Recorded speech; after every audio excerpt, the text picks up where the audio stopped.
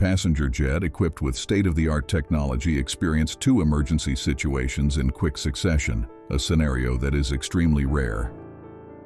While the occurrence of even one such emergency is highly unlikely, the pilots had to manage both situations. This incident once again demonstrated the critical importance of piloting skills and the human factor in aviation accidents. The story of Pakistan Airlines Flight 8303 is based on official accident reports and eyewitness accounts.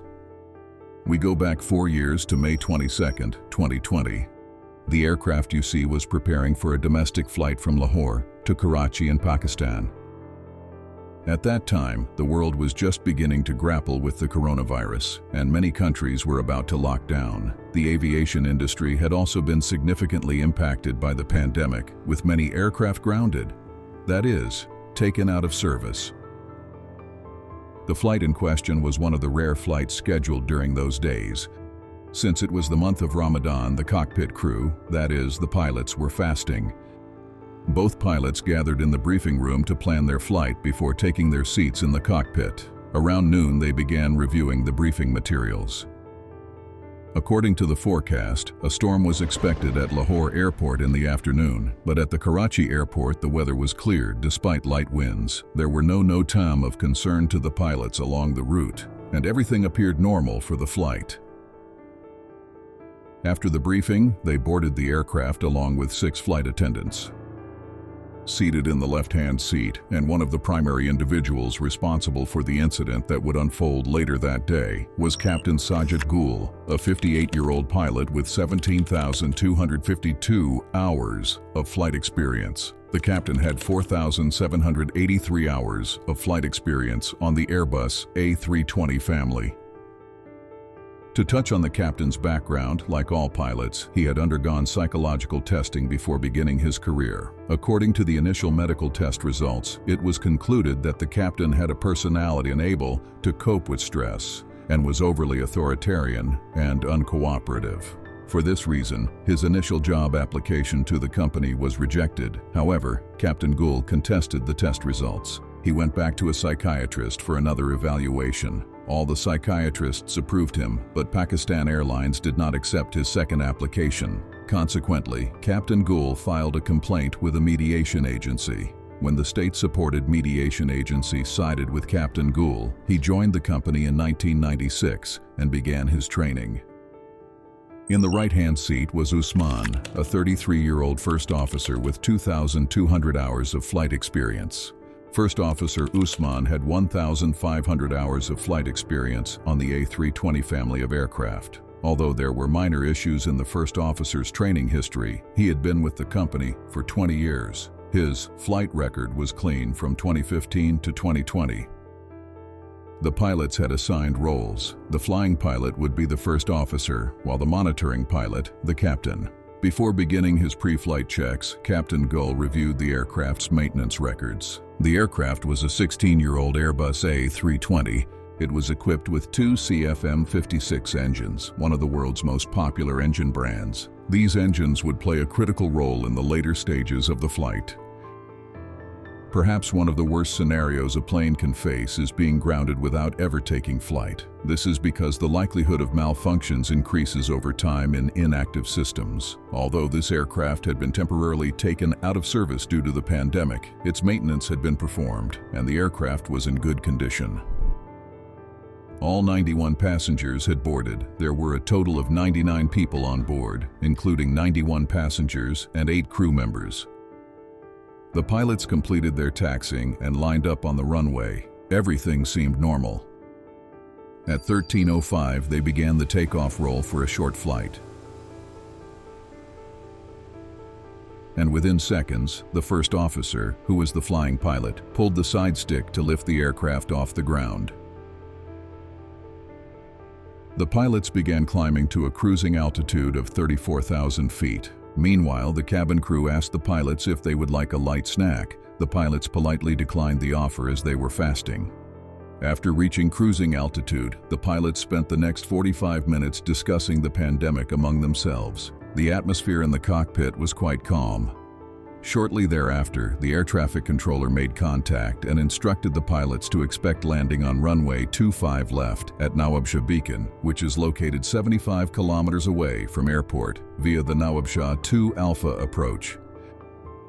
The pilots were approaching the top of descent point, where they would begin their descent. They needed to complete their briefings and landing preparations before reaching this point. However, even as they approached the point where they would begin their descent, the first officer, who was the flying pilot, failed to conduct the required approach briefing and continued chatting with the captain.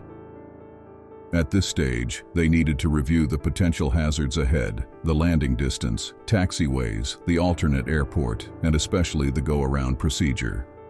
However, no preliminary preparations were ever made between them, even briefly. While the first officer was talking to the captain, he entered the approach procedure into the flight management system. Under normal circumstances, due to the division of duties in the cockpit, the captain is supposed to communicate with the controller while the first officer handles the flight. However, there was no division of duties between the pilots. While the first officer was handling the flight, the controller requested clearance to descend. The controller informed them that they were cleared to descend to 10,000 feet and could proceed directly to Makli if they wished. By directing the pilots directly to Makli, the controller offered them the opportunity to shorten their route. The first officer acknowledged the clearance, and the flight crew then descended to 10,000 feet. As I mentioned earlier, there was no division of duties in the cockpit. After the first officer entered the 10,000 feet value, the captain should have said 10,000 feet set and check, meaning confirmed. But there was no teamwork between the pilots. Both remained silent. In aviation, when an air traffic controller shortens the route to bring the aircraft directly toward the runway, we call this a shortcut. This not only reduces the pilot's flight time, but also allows the aircraft to land earlier, saving fuel and time. However, while this has its advantages, it can also lead to challenging conditions, such as pilots being unable to maintain sufficient altitude due to the shorter distance and having to fly at a higher altitude. Due to the pandemic, many flights were canceled, leaving the airports empty. That's why this type of approach was more common back then. The Makli point was located along the runway axis during the final approach phase. The Sabin point was located just ahead of it. According to the plan, the pilots were supposed to be at 3,000 feet at the Sabin point and descend to land on runway 25 left. Being at this altitude was not a problem because the pilots were in a suitable position to use the spoilers to reduce speed and altitude. The first officer entered 10,000 feet into the FCU, and the autopilot began descending the aircraft at a rate of 1,000 feet per minute as per the plan. This rate of descent was quite low given that they were taking a shortcut. The reason was that the flight computer was programmed to descend at a lower rate along the flight path. However, since the pilots had not conducted a pre-approach briefing among themselves, they had not noticed the holding point and holding procedure on the chart, and the low descent rate had not caught their attention. Under normal conditions, pilots would need to constantly monitor the situation and calculate their altitude based on their distance. We can estimate this roughly by assuming we travel 3 miles for every 1,000 feet. At that moment, the plane was at 30,000 feet, and the distance they should have been at was 90 miles from the airport.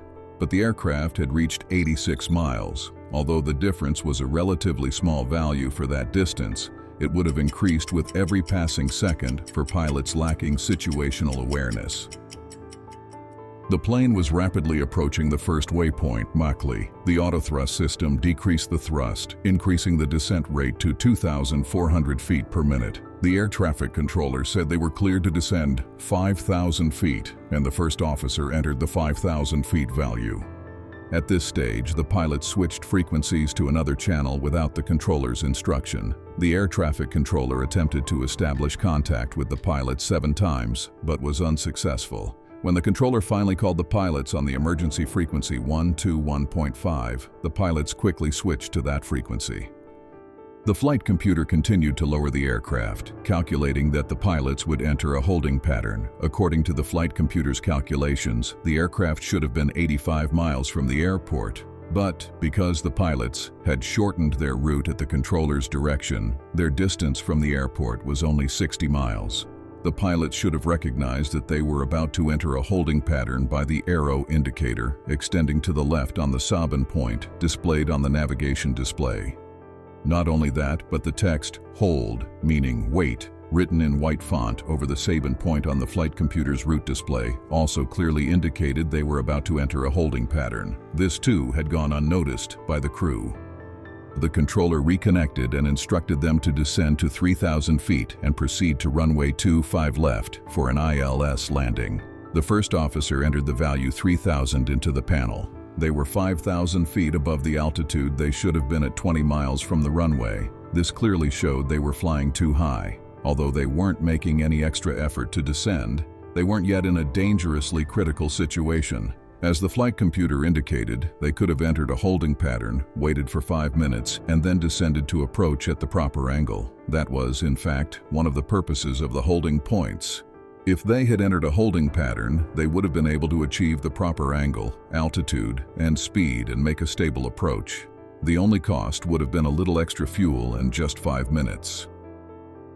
The aircraft passed the Machli point at 9,360 feet and began heading toward the Sabin point. The Airbus A320 was traveling at 250 knots in a clean configuration, meaning the flaps and landing gear were not deployed. The aircraft was level and aligned with the localizer, but because they were flying too high, they could not pick up the glide slope signal guiding them vertically. The controller noticed the aircraft's altitude on the radar screen as it approached the runway and contacted the pilots, asking as a warning, "8303, are you at a suitable altitude for descent?" The captain responded with "affirm" to indicate yes. Following the controller's warning, the captain began to question what was wrong for the first time at this stage, and upon checking the flight path, realized they were supposed to enter a holding pattern at the Sabin point. He told his first officer, Wait, what's going on here?" and instructed him, "Remove the holding pattern from the route." The first officer removed the holding pattern.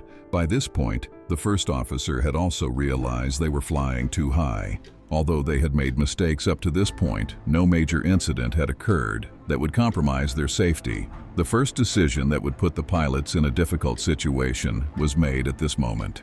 The captain refused to hold and stated he would continue the landing, and the first officer began following the captain's instructions without intervening.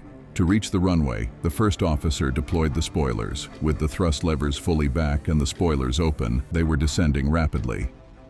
They were 15 miles away, at an altitude of 9,000 feet, attempting to descend at a 6-degree angle, well above the ideal descent angle of 3 degrees.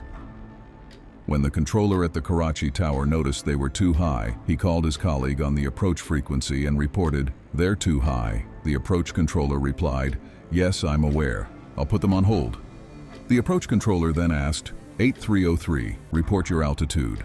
Although the captain was at 7,700 feet, he said, "We're at 7,500 feet and descending to 3,000 feet." From that point on, there was no way they could maintain a stable approach, yet the pilots strangely continued the approach. The controller asked for their altitude again to inform them that it was not appropriate. The captain replied, "No problem, everything is fine." They lowered the landing gear. As the landing gear extended, drag increased, and the aircraft pitched nose down. Their descent rate had increased to 7,500 feet per minute. This was an extremely high rate. And seeing that they were still far too high, the controller contacted them a third time, saying, "Sir, if you'd like, you can go around." The controller had simply stated that making a 360-degree turn to lose altitude was inappropriate. The captain told his first officer, "Tell them everything is fine," and the first officer, following the captain's instructions, informed the controller that they would continue with the landing. Although the captain was supposed to handle communications with the tower, the first officer was both flying the plane and occasionally speaking with the controller. There was a sense of disarray in the cockpit. The captain turned to his first officer and said with great confidence, "The controller will be surprised when we land." As if he had heard this, the controller issued a direct order, "Abort the descent and turn 180 degrees. Even the controller could tell why the captain's actions were wrong, but of course, the captain didn't listen.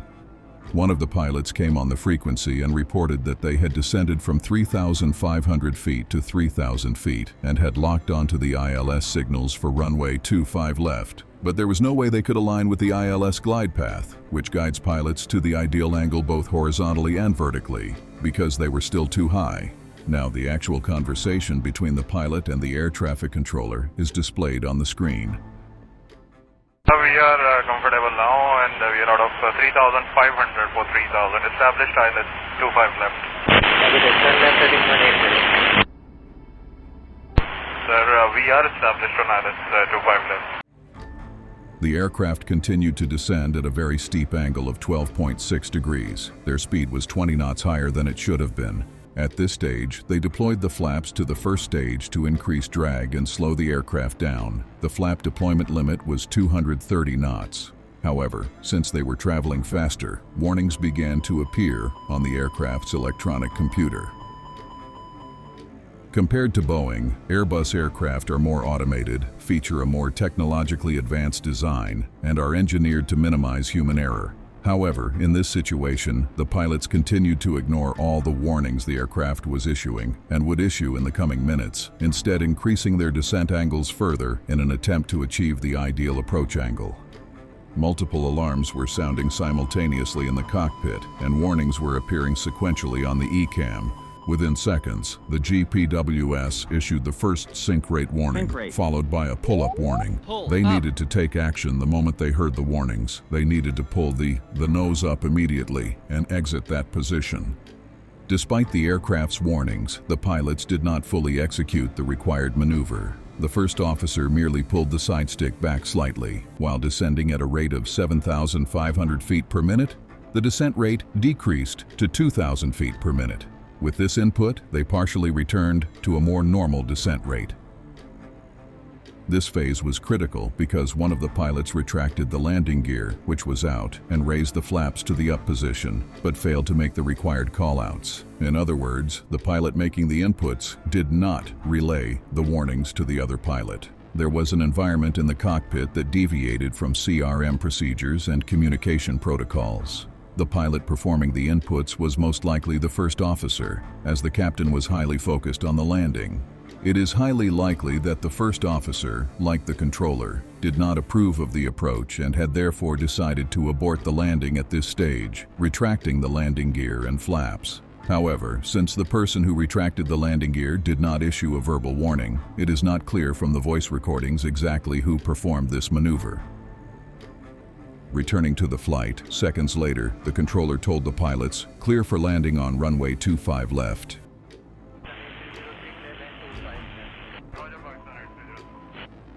In response to their insistence on landing, as they continued the landing, one of the pilots moved the retracted flaps, first to the second position, then to the third. After making this maneuver, the aircraft's electronic system began issuing warnings again because their speed was 230 knots. Well above the speed at which flaps should be deployed. With 1,100 feet remaining, the first officer asked the captain, "Should we abort the landing and go into holding pattern?" There was a disagreement in the cockpit. The first officer had long since given up on the idea of landing and had retracted the landing gear. The captain, however, was still considering landing. In response, the captain said, "No, no," and took control of the controls without telling the first officer. Controls were now in the captain's hands. The plane was still losing altitude at high speed, and the system was blaring that the configuration was not suitable for landing.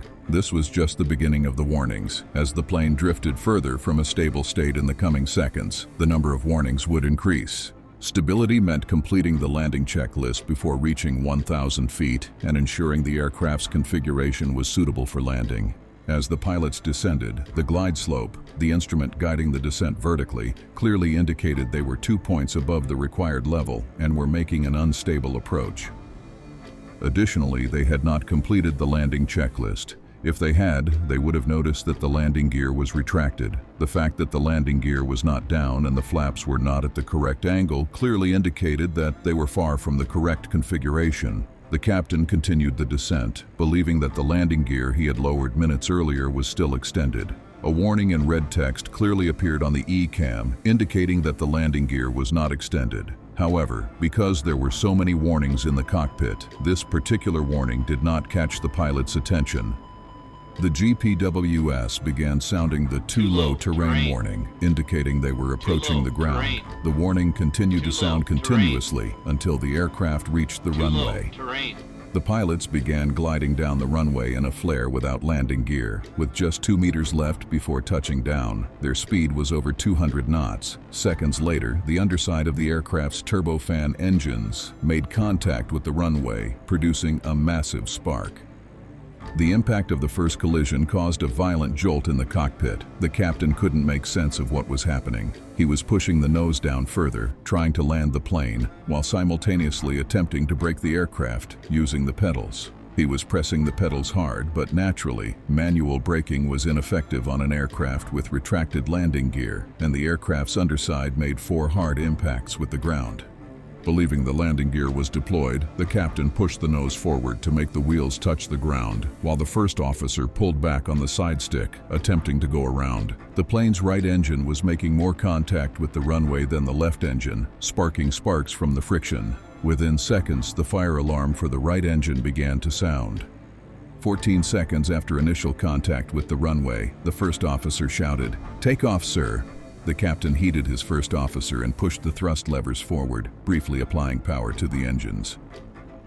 After takeoff, the first officer set the flaps to the second position, which they used for the go-around. They informed the controller that they were performing a go-around. 303 going around. For Pakistan 303, we would like to come again for ILS 25 left. Descend left heading 110, climb 3000. Left heading confirm. From left heading 110, climb 3000. 110, climb 3000, Pakistan 8303. People around the airport noticed sparks coming from the plane. Some even managed to capture the scene on video. Even though the engines were running, both were operating with a severe vibration. Looking at the gauges, the oil levels in the engines were dropping. The cause was holes that had formed beneath the engines when they struck the runway. Both engines had rapidly drained their oil onto the runway due to the holes formed beneath them and continued to do so with every passing second. However, the pilots had already lost situational awareness and failed to notice this situation. After climbing to 1,200 feet, the aircraft issued a low oil pressure warning, first for engine number 2 and then for engine number 1. The pilots ignored these warnings, just as they had the others, and continued climbing. Strangely, despite the first officer reporting a malfunction due to a fire alarm from the right engine, he cut the engine's power by pulling the thrust lever all the way back on the erratically running right engine. While attempting to turn into the downwind leg, the number 1 engine stopped. Since they had also cut the power to the running engine, both engines were now inoperable. With the loss of the engines, the aircraft's electrical system, which normally generates power from the engines, failed. The ram air turbine, which supplies power to the primary instruments, kicked in to provide electricity to the primary instruments. Unable to generate thrust after the engine loss, the aircraft began to descend and lose speed. As the aircraft descended and stall warnings came through the system, the captain asked the first officer, "Where is the runway?" The first officer pointed out where the runway was. The controller, unaware of the engine loss, contacted them and said, "You're unable to maintain 2,000 feet and are descending." 8303, you are jumping altitude 2000. Sir, we have just give me 2000. So maintain 2000. Without engine power, there was no way they could maintain 2,000 feet. Shortly afterward, the controller called again. 8303, most rally showing 1800 feet and descending. Cockpit, sir, we are now trying to maintain, sir. At this point, another strange exchange took place between the pilots. The captain asked, "We've lost engine number 1. Did you cut the power to the remaining engine number 2 as well?" The first officer's only response was yes, and strangely, they took no action to try to restart the engine. By that point, the number 2 engine, which had been running until then, had also stopped due to low oil pressure. If the pilots hadn't cut the power and had used the number 2 engine sparingly, they might have been able to cover more distance and land, but it was already too late for that. They lost the number 2 engine completely. The controller noticed they had turned left on the radar. Although the controller asked, "Do you confirm you're landing on the fuselage?" The first officer refused to acknowledge it, even though they were indeed landing on the fuselage. 18303, approach. Ji, sir. Appears to be turning left. While proceeding that, sir, we have lost engines. Confirm you are carrying out belly landing? Immediately after this exchange, the captain asked, "Did you deploy the landing gear?" When the first officer replied, "No," the captain made another major mistake by lowering the landing gear. The reason I call it a mistake is that with it unclear whether they would make it to the runway, deploying the landing gear would create additional drag. This extra drag would mean they would lose even more altitude, which was likely what they needed most at that moment. This latest mistake was the last straw. The controller came on the radio and said, "All runways at the airport are clear for landing." Runway available to land at 25. Roger. The pilots turned left and attempted to align with the runway. They were losing altitude rapidly during the turns and were descending to 700 feet. The aircraft continued to stall. The captain contacted the controller and issued a Mayday emergency report. Clear, Mayday, Mayday, Mayday, Pakistan 8303. Pakistan 8303, roger sir, both runways available to land. Even if they had managed to align with the runway at 400 feet, they were still quite far from the runway. They were rapidly descending toward the residential area located along the runway. Within seconds, the Pakistan International Airlines Airbus crashed into a densely populated area of the city. The plane caught fire upon impact. The resulting fire spread to several nearby buildings. Of the 99 people on board, 97 lost their lives, while 2 miraculously survived. 1 civilian on the ground also lost their life. 9 people were injured, and emergency response teams immediately set out to reach the area, which was filled with narrow alleys. Because the area consisted of very narrow streets, the initial response took longer than expected. The teams retrieved both black boxes from the wreckage, and the black boxes were sent to France for analysis. Initially, a 24-page accident report was prepared. The final report was published 3 years after the accident. According to the report, it was determined that both pilots failed to follow operational procedures, did not heed the air traffic controller's instructions, and that there was a significant lack of communication within the crew. The accident also highlighted once again the importance of proper task allocation in the cockpit and the role of CRM factors.